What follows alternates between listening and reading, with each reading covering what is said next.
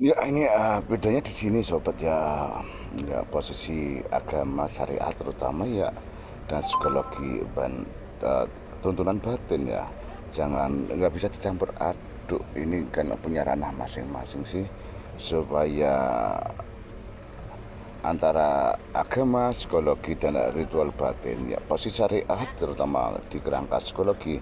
Kalau kita masukkan ke kerangka psikologi, syariat tidak berdiri di wilayah psikologi batin maupun regulasi syaraf, karena syariat itu duduk di sini ya instrumen tata laku dan disiplin perilaku ini ke sosial. Makanya syariat kuatkan biar perilaku sosial nggak ada yang menyimpang, itu kendali penuh untuk menata sosial ya, bukan alat menenangkan saraf, mengobati emosi atau mengatur energi dan membaca makna batin, bukan. Ini bukan wilayah syariat.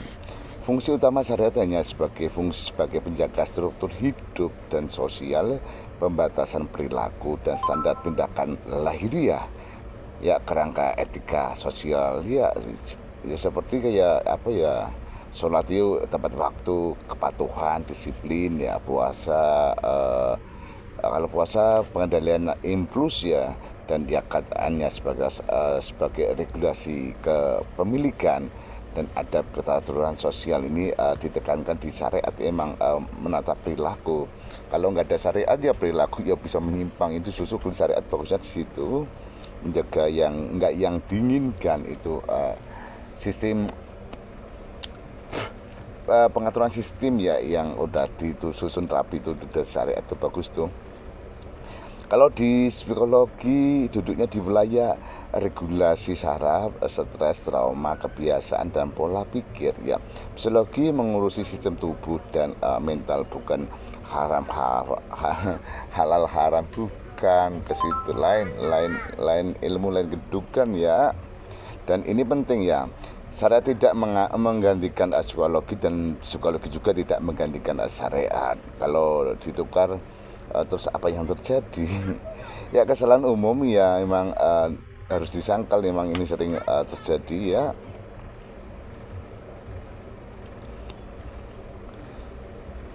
Orang yang sering beragama menggunakan syariat untuk menenangkan kecemasan, menutup trauma, memaksa damai, mengatasi stres.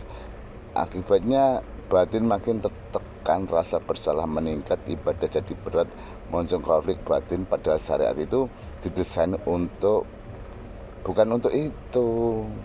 Kalau didudukan ke situ lain jalur, lain ilmu, dan melanggar struktur ilmiahnya juga. Ya mungkin ya bisa membantu impuls aja, tapi nggak bisa membantu mengurangi trauma, nggak bisa karena itu sistem tubuh. Kalau syariatnya perilaku, kalau sistem tubuh dibantu perilaku nggak bisa menyembuhkan, boleh dijamin nggak bisa menumbuhkan, karena sistem tubuh, sistem saraf ya tetap duduk di saraf, di ilmu saraf.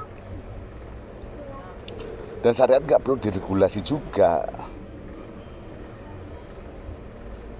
karena rumusnya syariat hanya dipakai sebagai instrumen tetap sih.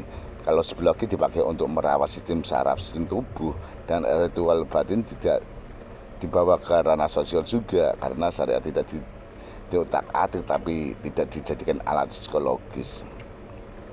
Intinya gitu ya, syariat ya syariat itu perilaku, tata perilaku sosial ya. Untuk sosial juga, untuk umum, dan untuk kebersamaan juga itu syariat. Tapi kalau psikologi terus batin itu lain ceritanya, lain ilmunya. Kalau dicampur aduk, salah pahami, akhirnya tetap sakit, nggak duduk sih secara ilmunya ya, gitu aja.